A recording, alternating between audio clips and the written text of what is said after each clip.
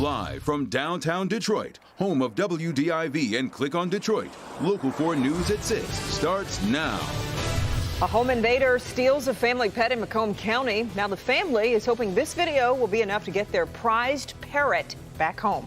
Grant. After this summer's devastating storms and flooding, the city of Dearborn Heights wants to buy more than 24 flooded homes to demolish them. Coming up, where that money is coming from and how to apply. We're going to begin with the school mask debate, likely to be decided by county health departments and not individual school districts. Topping our news tonight at 6 with the start of the school year right around the corner. Most districts in Metro Detroit are strongly recommending students wear masks, but not issuing mandates. However, the decision might ultimately be made by county health departments. Sean Light is live. And Sean, so what are the factors that could ultimately lead to mask mandates?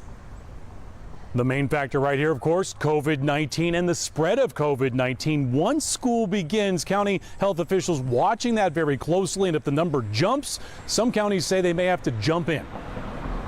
Deciding on mask mandates for your kids in school has been left to your school district and your local county health department. Oakland County Executive Dave Coulter says it would be more clear for everyone if one decision on masks and schools came from Governor Whitmer. It's best if you have a uniform policy across the state. Washtenaw County, for example, the health department is strongly recommending masks in class. Many districts are following that guidance there. But here is why there's no mask mandate in the county as of now. We're not having a local crisis among young people in terms of COVID infection, and we want to keep it that way. The Washtenaw County Health Department's Susan Ringler-Cerniglia says if COVID cases shoot up, fueled by the Delta variant, county health departments can mandate masks in schools. A county health department can impose a mandate if Yes, so the legal authority that exists at the state level for the state health department exists also at the local level for local health departments. And that is the Michigan Public Health Code. And that is what we see some of these orders and mandates happening under. And of course, that's an option. It's not our first choice, and it really shouldn't be necessary at this point. Interesting point there. The Washtenaw County says they don't actually want to have to do this, so they're watching the start of school very, very closely, just like all of our surrounding Metro Detroit counties. But if the numbers shoot up, they may be forced to jump in, guys. Back to you. And we'll be watching it too, Sean. Thank you. Central Michigan University requiring students and faculty on the main campus to be fully vaccinated or go through weekly testing in the new school year. Masks will also be required in classrooms and other communal areas.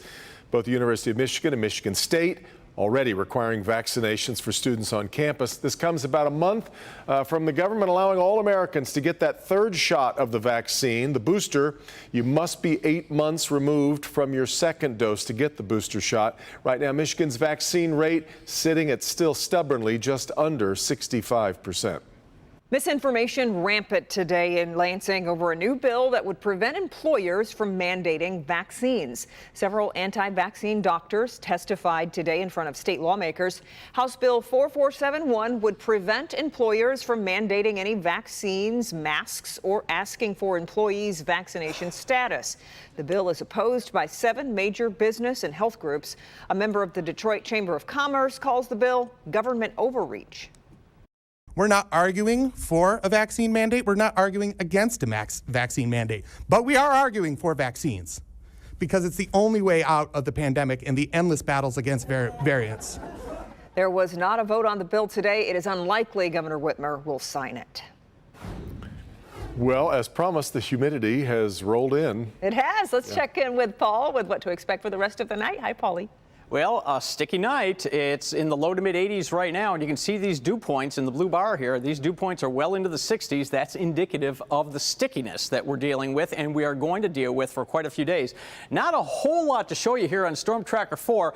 We've just had a couple of little splash and dash pop-ups this afternoon. Here's one that's just crossing 94 right here in Taylor. Another one, we had a bigger batch approaching Carlton, started to fall apart here. So there's not a lot out there. And by the way, this line you see right here, believe it or not, you're actually seeing the lake breeze all the way way from Lake Erie has made it now all the way over to the US 23 corridor. So you can actually see the lake breeze here on Storm Tracker 4. All right, so through the evening, just a slow drop through the 70s. And by the way, these clear skies after dark, we have a really cool heavenly highlight that you and the kids are going to want to see. We'll talk about that coming up in just a few minutes. Paul. Well, there's something all too familiar this year. Summer storms bringing heavy rain and flooding to a lot of neighborhoods, and homeowners in a number of areas have had enough. That's especially true in Dearborn Heights. And now the city is trying to do something about the homes destroyed by the floods. As Grant Herms reports, they're looking to buy and knock them down. Remnants of our summer storms and devastating flooding all over Dearborn Heights. You can see the debris still left behind at this house. The city is buying 28 flooded out houses to demolish them, to turn them into empty lots, already starting with 3 of them here on Courier Street. When Latanya Gator bought this home in Dearborn Heights, she knew it was already in a floodplain. Her yard just steps from Ecorse Creek. But after a flood in 2017, then again in 2019 and 2 this year, she's at her wit's end. I had no idea it would be an issue every year or sometimes multiple times a year. Gator is on the school board and on several commissions in the city, but says she's speaking only for herself. She has flood insurance, but says enough is enough. The flood water's getting so high they trap her and her 9-year-old son in their house until they recede. Sometimes I can't even get out of my home to get to work or get to the market, or, you know, those basic necessities that you need every day. Sometimes I am just confined to the home because of the flood. But this year, the city sent her a letter offering her a chance for her home to be bought out and torn down. She applied and is hoping it's one of more than 24 the city plans to buy using money mostly from FEMA. It's a program the city has used before back in 2014 and 2016. But leaving will be bittersweet. The first in her family to own a home, now being forced to give it up. The thought of having to relocate, I have many involvements in the city. I moved here to help my family in a lot of ways. So the thought of having to do that, I'm not looking forward to that. However, I just can't keep up with this. Before the homes are demolished and turned into nature preserve lots, they're being used as training sites for the local fire department. We're going to cut holes in the floors and do anything they need to inside before these houses are torn down. In Dearborn Heights, Grant Herms, Local 4. Yeah, the city hopes the nature preserve lots can help reduce the amount of water entering basements of the homes in that area. Macomb County family needs your help after their pet parrot was stolen. That's right. The couple says the thief barged into their home, stole the bird and her eggs, and left. But not before one family member tried to fight him off. Larry Spruill talked to sheriff's deputies today who say they have a good idea who the suspect is. The homeowner says the guy broke into their house and stole their animal, but the good news is it was all caught on their neighbor's camera. Macomb County Sheriff's Office is reviewing this video of a man stealing a parrot from this home in Macomb Township. Chris Urbansick says he was at work when he got this call from his fiancee, Lauren Seiler. This guy that we knew from the past has arrived, and that he was kind of drunk and acting kind of weird, and he forced his way into the house, and she was just trying to keep the conversation calm while I was on my way home. But Chris said things quickly escalated and even turned violent. And that's when he started getting, physical with her. Chris said the suspect attacked Seiler and stole their parrot and her eggs. Went over to the cage and grabbed the box off the cage that had the bird in it with the eggs in it.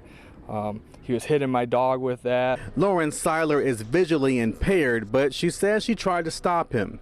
He knew I wasn't going to let him out the front door with my bird. That was my baby, and that's all I was screaming to him. I can't even put into words. I can't explain to you what these birds are to me. I don't have children. We don't have children of our own, so these are our children. My biggest thing, I just want my bird back. Reporting in Macomb Township, Larry Spruill, Local 4. Now, the couple says they knew the suspect through the bird community. Meanwhile, the Macomb County Sheriff's Office is investigating and confirms to Local 4 they have indeed identified the suspect.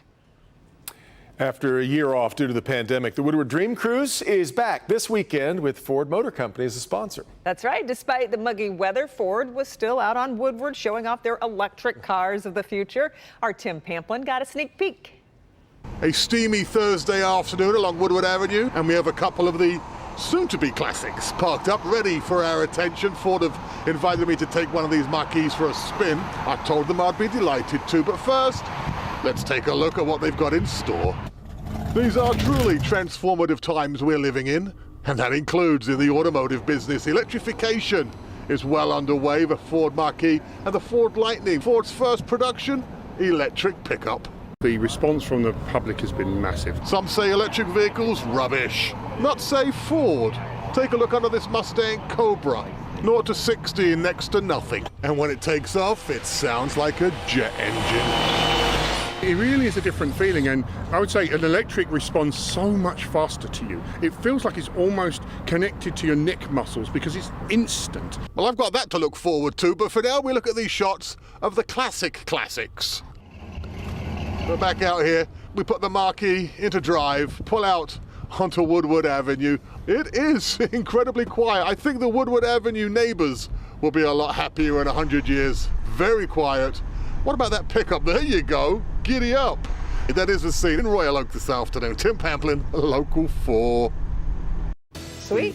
We recommend it from here, and you took a spin last week in mine. Yep, it's a great ride. Worth it. Yep. Good stuff. As COVID cases continue to rise, the White House is urging Americans to get the COVID booster shot. And a lot of viewers have questions about it. Coming up, Dr. Frank McGeorge is here with some answers. But coming up first, a mid-Michigan man on trial for a bomb threat on the state capitol. What investigators say about the threats he made the day after the January 6th riots in Washington.